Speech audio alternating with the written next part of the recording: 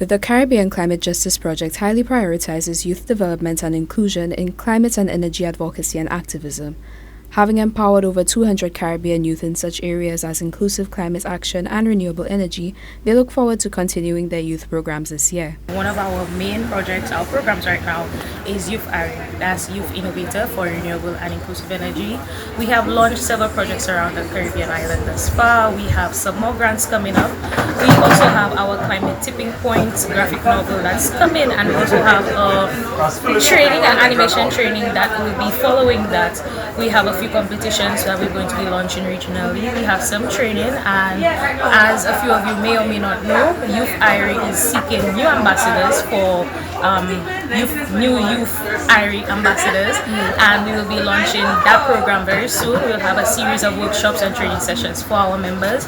I would also like to encourage young people, even if they don't become an ambassador or become a Youth IRI member, to still participate, still take part in what we're doing, because we always look for partners in the different islands. We always look for volunteers, and we would like to encourage people to join the energy transition and the transition to a sustainable Caribbean region. The Caribbean Climate Justice Project is getting ready to launch its Youth Artivism 2025 program. Dr. James Fletcher says that it was inspired by the Strength That Pieces by Jonathan Gladding lent to the 1.5 to Stay Alive campaign.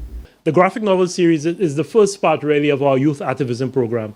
But really our Youth Artivism 2025 program is us, and when we speak of artivism, we really are blending art, creative expression with activism. And that's how, and artivism is not our term, that's a term that's been around for a while. So, and if I'm sure you've seen these pictures, that's actually my inspiration for all of this. Jonathan Gladding is somebody who has inspired me with the work he's done from day one. His first poster, the one in the middle, 1.5 to Stay Alive, was our poster when we were negotiating the Paris Agreement. You know, and that really was almost our rallying call. This young girl up to her neck in water. And I was really fortunate when I came back from Paris on negotiating the Paris Agreement.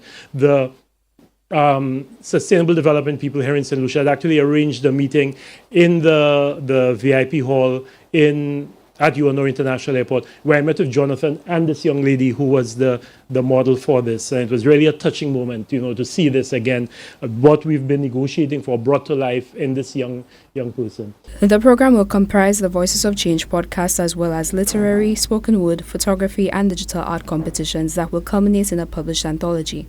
The final leg of the Youth Artivism 2025 program will be a 6-week training of 40 Caribbean youth in animation. Then we will be doing a 6-month training program for 40 Caribbean youth to use animation to tell their stories. So what we want to do is to empower young people with the skills to animate the same way you saw some of the, well, it wasn't really animation. It was what Damien's group did was put together a video, but we actually want to use animation, give them the tools, the skills and the software, so that they can create their own animation and they can tell their story and they can make this go even further. Because I didn't mention, but one of the intentions we have with the graphic novel series is to eventually animate Climate Tipping Point, so that Climate Tipping Point can be brought to life on YouTube and wherever else, so that you're not just reading a graphic novel, but you're seeing a graphic novel play out in front of you. And this is just some of the work that we're using at Malfini Studios to do this. Art is always political. So the infusion of the politics of place into climate and energy artivism will surely prepare an entire generation to stand their ground in the face of a world unprepared to do what it must to reverse climate change. And to be the first to know when applications are open, follow the Youth IRI and Caribbean Climate Justice Project social media pages. For Choices Now, I am Cianna Dalsan.